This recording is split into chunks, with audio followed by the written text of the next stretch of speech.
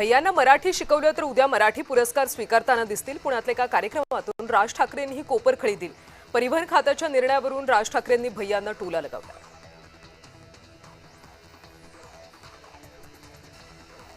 काँग्रेस आमदार विजय वडेट्टीवारांनी मुख्यमंत्री देवेंद्र फडणवीस यांची भेट घेतली। विधान परिषद उमेदवारी अर्ज भरण्याच्या आदल्या रात्री उशिरा भेट झाल्याने चर्चांना उधाण आलं।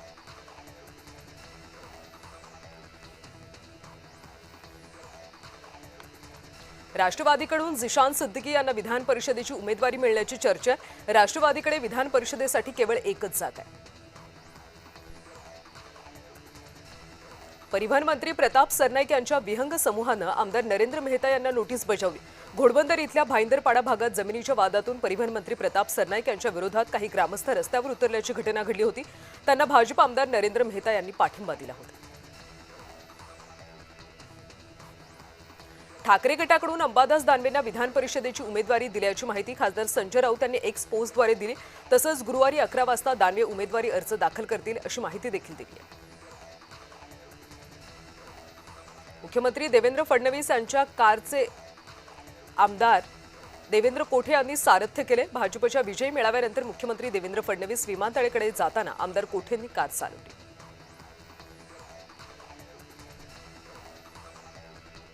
नाशिक महापालिकेमध्ये 4 प्रभाग समिती सभापती पदांसाठी निवडणूक बिनविरोध झाली। नाशिक पश्चिम, पंचवटी आणि नवीन नाशिक या ठिकाणी सभापती पद निवडणूक बिनविरोध झाली।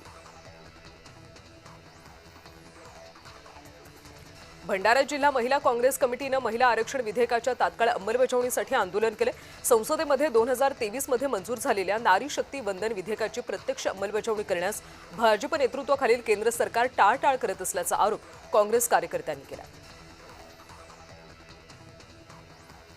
महाराष्ट्र भाजपच्या नवनियुक्त प्रवक्त्यांचं प्रशिक्षण शिबिर घेतलं जाणार आहे। रवींद्र चव्हाणांच्या अध्यक्षतेखाली प्रशिक्षण शिबिर घेण्यात येणार असून मुख्य प्रवक्ते नवनाथ बन यांच्या उपस्थितीत प्रशिक्षण होणार आहे। पक्षाची भूमिका, राज्यातले विविध विषय आणि महायुतीतला समन्वय यावर प्रवक्त्यांना प्रशिक्षण दिलं जाणार आहे।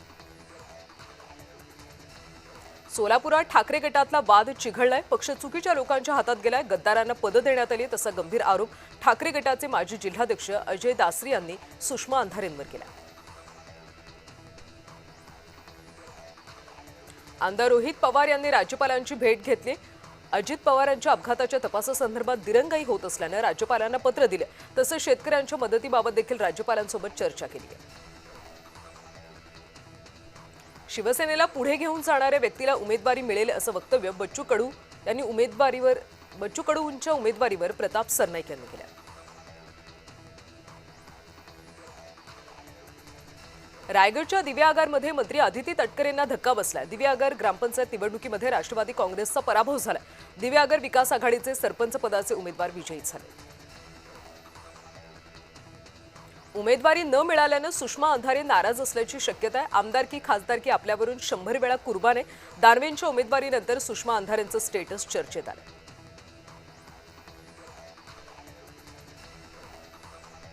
भाजपचे विधान परिषदेचे माजी आमदार संजय केणेकर नाराज आहेत। नाराज नाही, कार्यकर्त्यांना आत्मबळ देण्यासाठी स्टेटस ठेवले अशी संजय केणेकर यांनी स्पष्ट केलं। राज्यामध्ये कृत्रिम बुद्धिमत्ता धोरण मंजूर झाले, यामुळे 1.5 लाख रोजगार निर्मिती होणार आहे अशी माहिती मंत्री आशिष शेलार यांनी दिली।